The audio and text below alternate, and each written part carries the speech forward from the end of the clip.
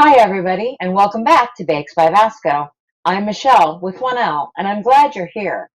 First up, I'd like to apologize for the time it's taken between videos, but right in the middle of my apple series, my oven decided to take up, so it has to be replaced. And then it was my anniversary, and I got to go to a beautiful little town called Port Washington, Wisconsin, and then lots of other things. And I've got a lot of stuff to share with you. But today, because the oven is not working, we are going to pivot from our baking apples and sweets and do a savory with braised red cabbage and apples alongside some juicy pork chops. Let's get to it. So what you're going to need is 2 tablespoons of butter, 1 medium red onion sliced very thin, 1 medium head of red cabbage cored and sliced thin. And to cut the core out, you just cut it in half and remove the V.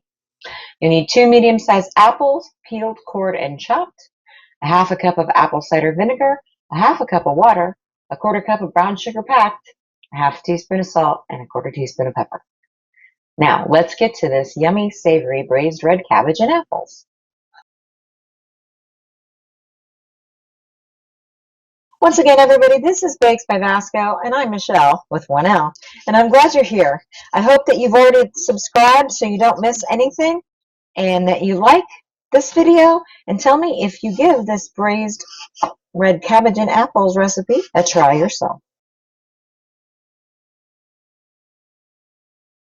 All right, we have our cabbage sliced thin, our apples chopped, and our red onion sliced thin, which you'll notice I used a mandolin slicer to do that because I really didn't feel like crying today. If you have one, that's the best way to slice an onion. If not, the good old-fashioned knife works too. So what we've got is a Dutch oven, our big stock pot here, and 2 tablespoons of butter. And we're going to start off by melting that butter over medium heat.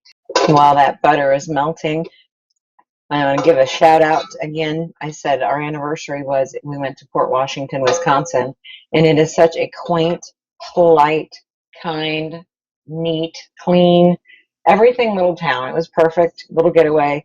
And there are so many neat little shops there, and I got so many goodies that I can't wait to share with all you guys. Part of tonight's dinner, it came from the butcher shop up there. So big shout out to Bernie's. So butter is melted. Now let's add these stinky onions.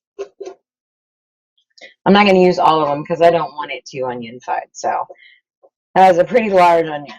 So I'll use about half that and just stir them up in the butter until they get translucent. Want that to go about 5 minutes until they're soft. I turned mine up to just above medium because I know that my stove is on the fritz. So I don't exactly trust the heat. And again, that is one thing, is everybody's oven is different. Everybody's burners are different. I'm getting ready to change to an electric top stove, so I know that that will be a different cooktop than my electric burners. And I'm excited about that. All right, these onions are starting to get a little bit soft. Making my eyes a little bit watery. All right, now that those onions are soft, we are going to add our cabbage.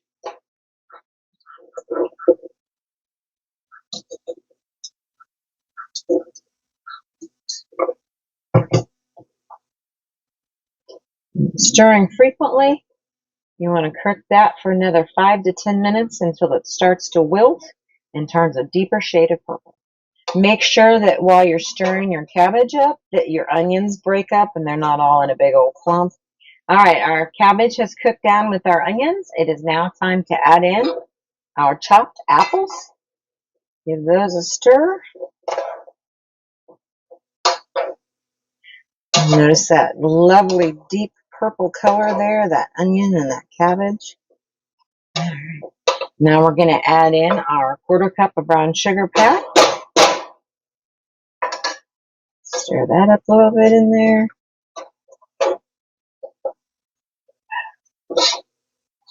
And then a half a cup of water. a half a cup of apple cider vinegar, and our salt and pepper. Mix that all together. You're going to bring this to a simmer, and then we're going to cover it and let it cook down for 1 hour. While I'm doing that, I will make our main course. All right, I got these beautiful chops right here.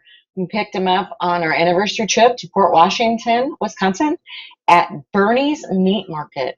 They have been there 50 plus years. My husband's family, grandparents, parents went there, and my husband and I are shoppers there ourselves, and I can't wait to cook these up. We're going to do them in a sweet and sour. We're going to sear them up first with just a little bit of salt and pepper. Season them, I mean. A little bit of garlic powder.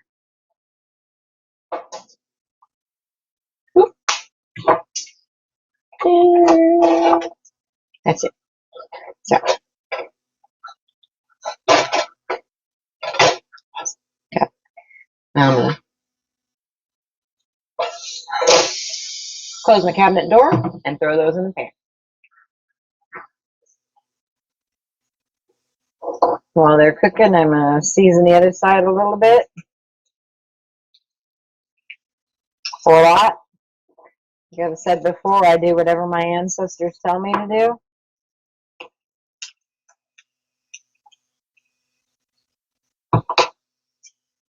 I finally found silicone tongs. I'm so excited, and I get to use them for you. So basically, pan searing is just a little bit of hot oil, and my stove is uneven, so it's all going to one side. That stove problem will be fixed very soon. Turn down a little bit, and then you just turn them over on the other side. You want them golden brown, but you also want the internal temperature to be 145 degrees. I got a new meat thermometer, so we'll be able to check that for you. Since I used a bigger pan than I should have, you don't want them to crowd, but at the same time, you need your ends, because these are a little thicker cut. You need your ends and edges to get seared too. So just take them and turn them. All right, everybody, I'm pretty sure my chops are to that point. Stick in my my thermometer here, and they are definitely at, we need them to be 145 internal degrees. They are 148 degrees internal.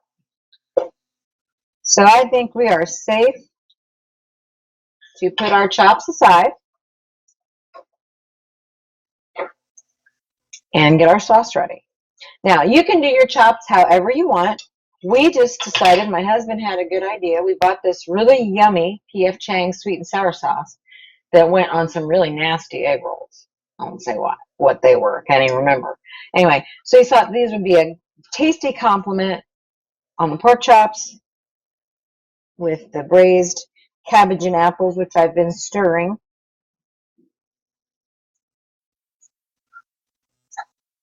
You didn't see me set it, nor did you see it go off, but I did set my tiki timer. So I'm just going to pour all this in here. You can make your own sauce if you decide to do a sweet and sour. You can barbecue these. You can do them however you want. The main recipe that we're focusing on is our yummy braised red cabbage and apples, which is over here ready, smelling good and steaming up. All right. So what you want to do with this, just turn it up a little bit and let it simmer, let it thicken. Mine's pretty thick. Let me use my same thing from earlier. Since it is store-bought, next time I do sweet and sour, I'll make it from scratch. So it's already thick enough. I'm going to toss my lovely chops from Bernie's Meat Market in Port Washington, Wisconsin back in there. Turn up the heat a little to medium high. And you're going to just, like when you pan seared them, to stir them to coat, you're just going to let them cook on one side for a little bit and let the sauce get on them, and then turn them over and do that for a few minutes. In the meantime,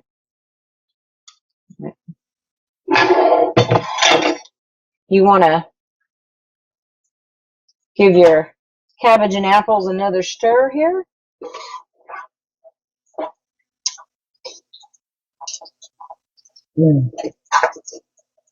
So tangy and tart. Not sure what kind of apples those were, because if you've been following along, you'll know that this is part 3 of my apples series. And those apples came from a coworker of my husband's, who, again, thank you very much. I hope she enjoyed her peanut butter apple crumble bars and her apple peanut butter cupcakes with peanut butter buttercream frosting, which I also have a video coming out for a quick bonbon with the leftover peanut butter buttercream and lots of chocolate. So stay tuned.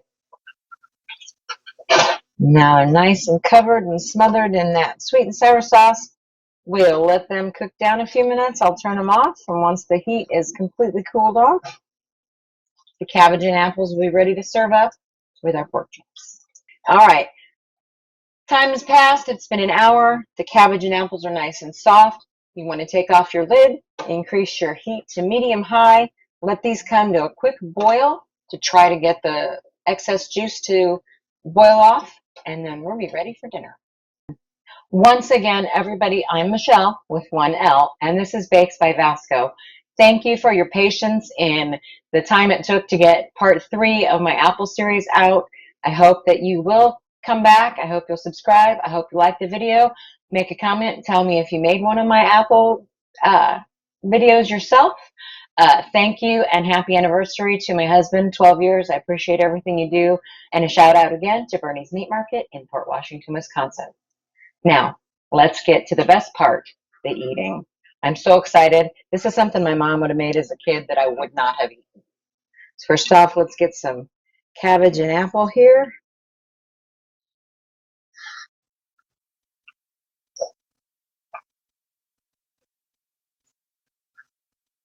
That's really, really good.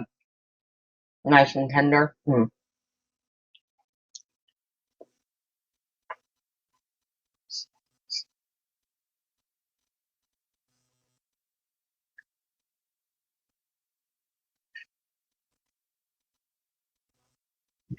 My mom always told me not to talk in my mouth.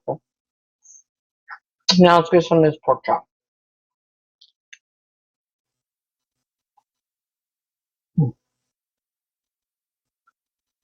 Wherever you are in the country, going to Bernie's is worth it.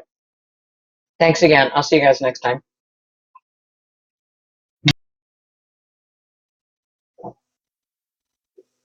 Like, where'd the onion powder go?